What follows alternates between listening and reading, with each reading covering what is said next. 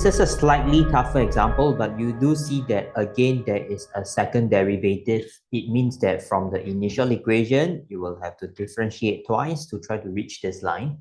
But there are more steps and techniques that we have to take along the way.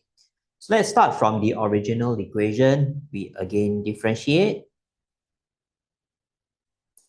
with respect to x.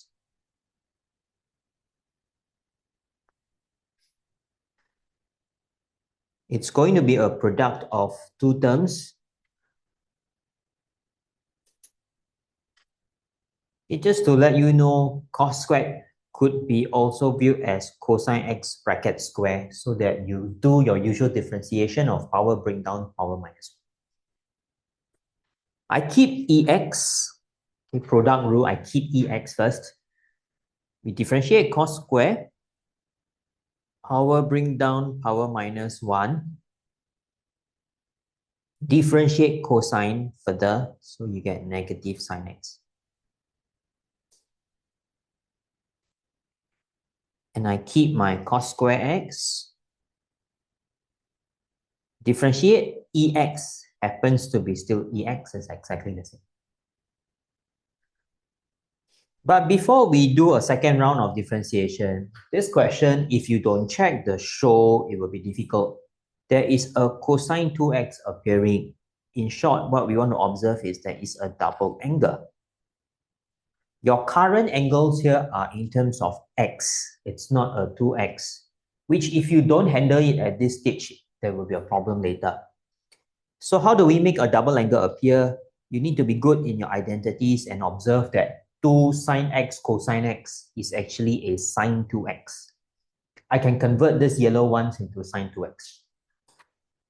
Now, on top of that, you must also observe that as part of your term, this is y. This is the original term. You should make that change into y.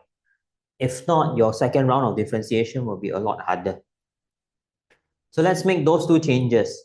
First term, the negative I put in front. I get a sine 2x. Second term is y. And I do my second round of differentiation now. Let's differentiate with respect to x again.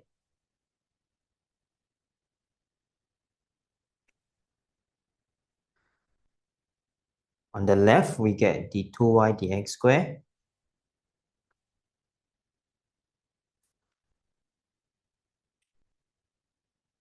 On the right, you have a negative ex. You keep it. Differentiate sine 2x. We have 2 cosine 2x.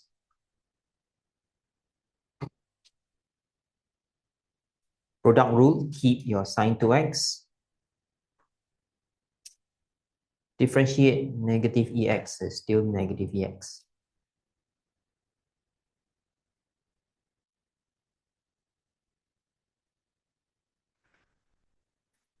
We may need to tally back with the show to see if all the terms are supposed to appear. So this first d2y dx squared is supposed to match this. You have a minus ex cos 2x, which is the right-hand side term. So this is also appearing in the show. However, you should see that I am not supposed to have a sine 2x. There isn't something like that in the show. dy dx is fine. dy dx, you have a minus 2, just a different coefficient for now.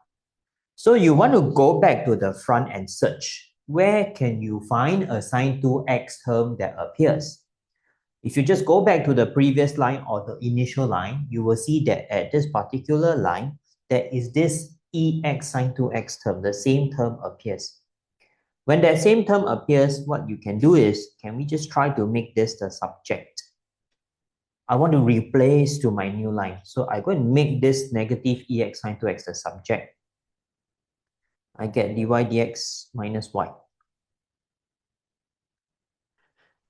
To make it more seamless and to show the working properly, I can call this equation 1. Later, we will substitute inside and say that we were using equation 1. Okay, so let's replace this.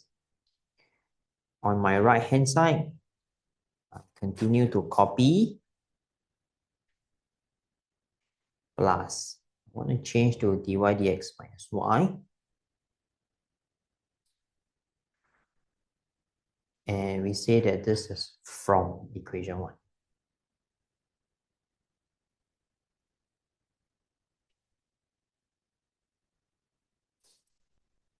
Okay, so let me just rearrange. We will be able to get the show equation nicely once we simplify.